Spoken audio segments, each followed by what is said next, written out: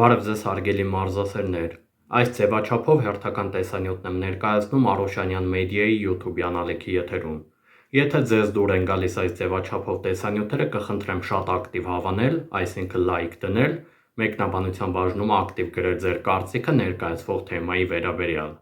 Ինչպես կռահեցիք այս գավաթից, խոսելու եմ ֆուտբոլի աշխարհի առաջնության մասին,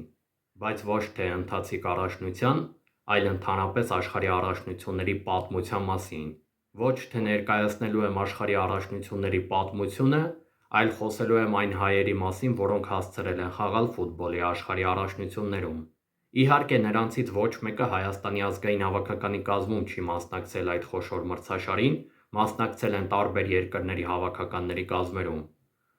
Այս ամենը բնական է, որովհետև Հայաստանի ազգային հավաքականը երբևէ չի մասնակցել ֆուտբոլի աշխարհի առաջնությանը։ Շարքը կսկսեմ Ֆրանսիայի ազգային հավաքականի կազմում աշխարհի չեմպիոն դարձած Յուրի Ջորկաևից և Ալեն Պոգոսյանից։ Երկուսն էլ կիսապաշտպանությունում են խաղացել, Ջորկաևը եղել է հարձակողական ոճի կիսապաշտպան, նրանք մասնակցել են թե 1998 թվականի աշխարհի առաջնությանը, որում հենց Ֆրանսիան դարձել է չեմպիոն, նաև հանդես են եկել 2002 թվականի աշխարհի առաջնությունում։ Աշխարհի 1998 թվականի առաջնությունում Ջորկաևը նույնիսկ գոլ է խփել։ Աշխարհի 2002 թվականի առաջնությունում նրանք երկուսն էլ հայտավորված են եղել։ Պոգոսյանը խաղաժամանակ չի ստացել, իսկ Ջորկաևը, եթե չեմ սխալվում, 3 հանդիպման է մասնակցել, բայց ոչ ամբողջական խաղեր են եղել։ Այսպիսով, Ֆրանսիայի այս լեգենդար զույգից անցում կատարենք Իրանի հավաքականի կազմում տարբեր ժամանակաշրջաններում մունդիալների մասնակցած ֆուտբոլիստների։ Վերջին մունդիալները դիտած ֆուտբոլասերները լավ կհիշեն Իրանի ազգային հավաքականի կազմում կիսապաշտպան Անդրանիկ Թեյմուրյանին։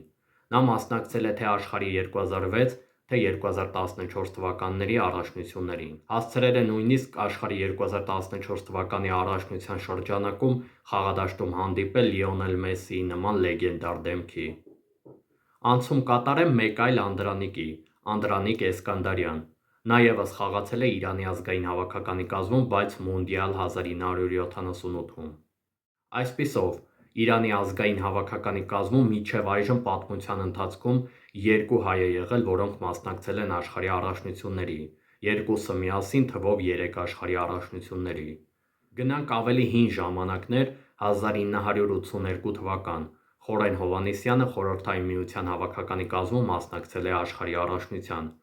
Նա ևս հաջող մունդիալ է անցկացրել, կարողացել է 1 գոլ խփել, նույն ցուցանիշը ունի, ինչ Յուրի Ջորկաևը 1998 թվականին կայացած մունդիալում։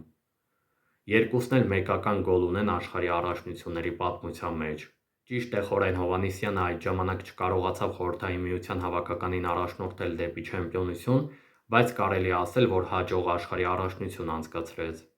Շարքը եզրափակենք ավելի հին ժամանակով 2 լեգենդներով՝ Նիկիտա Սիմոնյան և Էդուարդ Մարկարով։